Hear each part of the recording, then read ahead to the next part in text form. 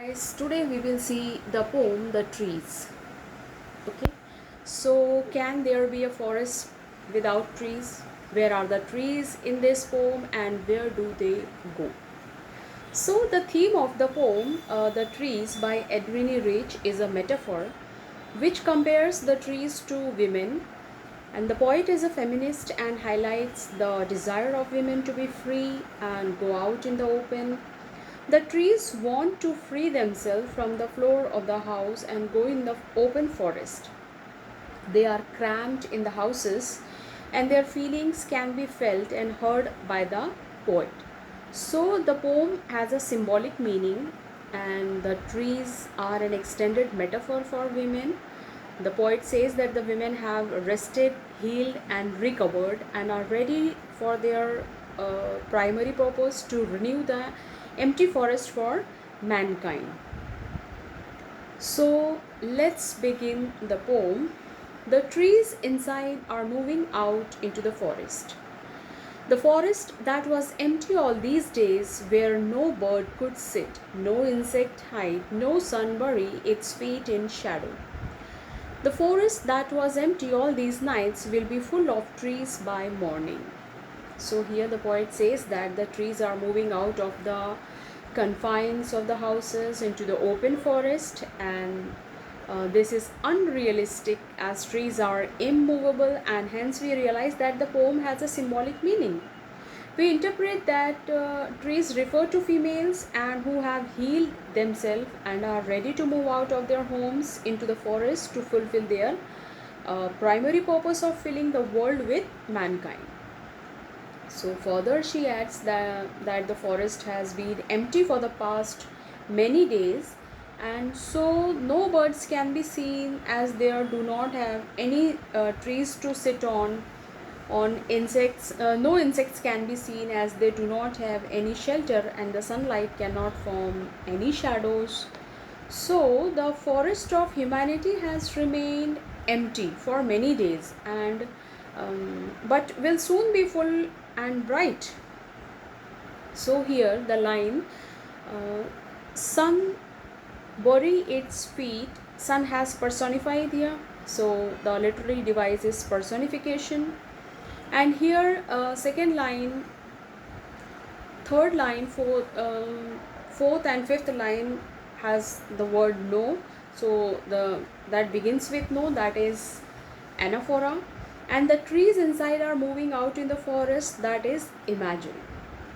Okay, now next stanza. All night the roots work to disengage themselves from the cracks in the veranda floor. The leaves strain towards the glass, small twigs stiff with exertion, long cramped boughs shuffling under the roof, like newly discharged patients, half dazed, moving to the clinic doors. So here, disengage means remove. What is the meaning of strain? That is pressure.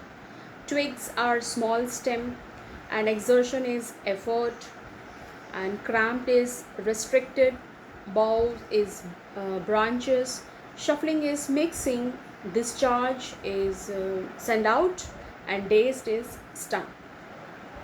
So the poet explains the struggle by the plants to reach the forest, and she says that the roots worked for the whole night to separate themselves from the veranda floor, and the leaves tried hard to reach the window of glass so that they could go outside. Even the small stems of the trees put much of their effort in order to set themselves free, and the big branches were also trying a lot to go out from the roof of the room. And we can say that women are desperate for a change and their effort is compared to that made by a patient who has been released from the hospital and he tries to move out in a hurry, although he is confused, maybe because they are half conscious and are under the influence of some medication. They are unsteady but in a hurry to leave the clinic. So let's see the literary device here. Trees compared to patients, so means like newly discharged patients, that is simile. Twigs and boughs have been personified here, so that is personification. Okay, let's move to the next stanza. I sit inside, doors open to the veranda, writing long letters in which I scarcely mention the departure of the forest from the house. The night is fresh, the whole moon shines in the sky still open. The smell of leaves and lichens still reaches like a voice into the rooms. So scarcely is barely. Departure means leaving. Lichen is crusty patches of bushes of fungus or algae on the tree trunk having a distinct smell. So the poet says that she is sitting on her veranda writing long letters. She does not mention the trees leaving her house in her letters, and she says that the night is very clear and she can also see the complete moon which is shining, and the smell of leaves and lichens are like a voice that is yelling and expressing a desire for freedom from the confine of the house. So long letters, forest from the sky, still leaves and lichens. So these are the words that gives literary device alliteration.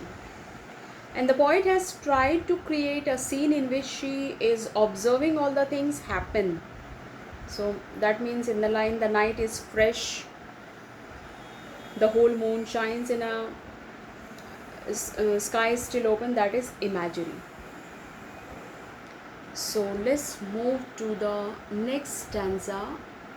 My head is full of whispers which tomorrow will be silent.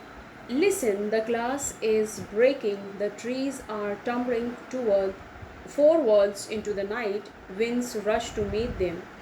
The moon is broken like a mirror, its pieces flash now in the crown of the tallest oak. So, whispers means murmur, and stumbling is trip over, flash is shine. Oak tree is a large, strong tree generally used for making furniture. Oak is that tree. Here, head is full of the slow sounds made by the trees, which are desperate to move out. And the poet also says that these sounds will not be heard the next day. The poet asks the reader to listen carefully as a change is about to take place, and she hears the glass window breaking and the trees stumble out into the night.